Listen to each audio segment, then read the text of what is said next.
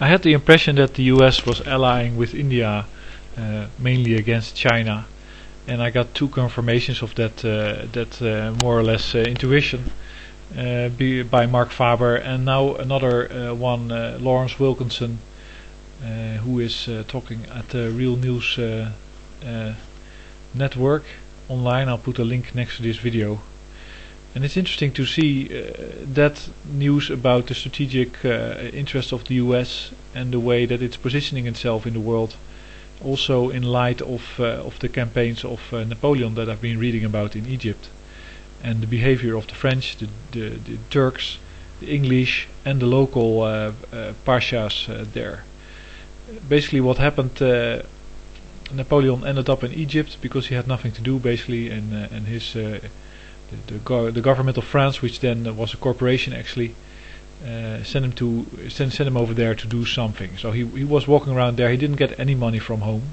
This is like having the army in Iraq without any money from the US, and not even a letter, because in those times it was very hard to communicate. It really took weeks and weeks.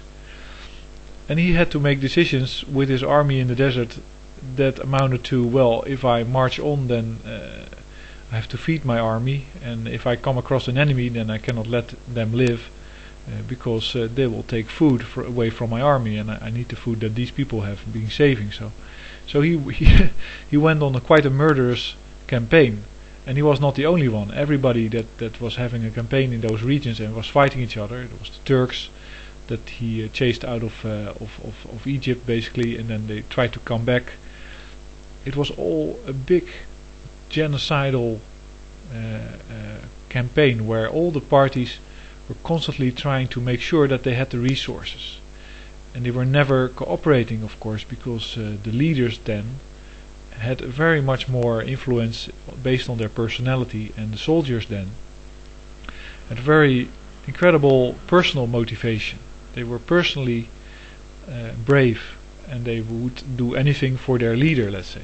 These days that's completely different. You've got Blackwater, mercenaries that have no loyalties to anybody, I think, that just want a lot of money and take a big gamble with their lives, whether they'll survive to enjoy the money or they'll die. And you got recruits of the US Army, which are not very happy to go to Iraq and Afghanistan and those type of regions, because in some military bases you got 10 suicides each month for people that have to go abroad, and you got this shootout recently. And within military, and so I'm quite surprised that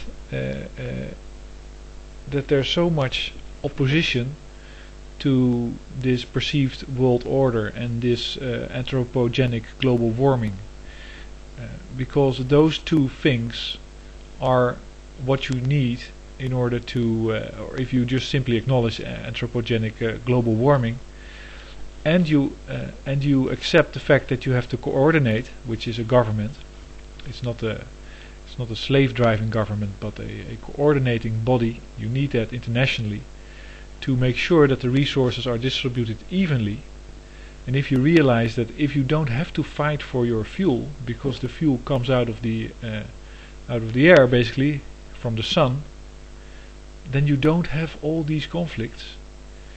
It's a very, very, very convincing case to go for alternative energies immediately. And there's a statement here by this military guy that underlines what I'm saying. And I guess the more people that see that, the better. And that's why I have one of my predictions that Alex Jones is ousted as a CIA operative, because he is anti-global warming and he is anti-New World Order, between brackets. And that's both detrimental to everybody. I'm not telling you that you have to obey some UN charter, but it's about coordinating with each other. And here's a guy talking about that, and I think it's pretty interesting. I mean, you can't have a military solution to what I just described either, not in my view, and I'm a soldier for 31 years. You are not going to get those resources distributed equitably in the world. You're not going to get those powers to stop warring so those resources can be distributed equitably. You are not going to have peace and prosperity and freedom and human dignity and all those kinds of things You're not going to get them through the military. You do not bring those things at the point of a bayonet. So he's pretty clear. And what I fear is that that something else is also happening, which is a reason to go into Afghanistan, to keep on trying to get these conventional forces in play in useless ways, and that is that it depletes the army of its capability to fight conventional wars, and that it kind of necessitates at a certain point a nuclear war. You know, what are you going to do if you have like 100,000 soldiers in Afghanistan and they're completely worn out and they don't have the stuff? You're basically slaughtering them as a government, and that might be a deliberate strategy in order to get rid of them, in order to make it easier to go for the nuclear option. And if you go for the nuclear option, then you can knock out your enemy pretty quickly. And if you do that, then you're out of a lot of trouble if you want to keep the status quo, and which is what the corporations and the big companies want. So the whole structure is like this. You have the oil-based economy that is enjoying itself, and it wants to keep doing that as long as possible. And in order to achieve that, it doesn't care if it doesn't care if that takes a nuclear conflict. And it doesn't care if that leads to huge trouble for everybody else in about 30 years time, because the people that make the decisions won't be around then. They don't think they'll be around, and they're just not caring enough. And I think what needs to happen is that there's an opposition to that. And the more you keep denying global warming, and the more you keep fighting against a new world government, the more you'll get. I'm not, and again I keep repeating, I'm not in favor of some kind of dominating force, but it's about coordination of the resources and the availability of it internationally, with an eye of not competing. The more you do that, the more you play into the hands of parties that prosper from that.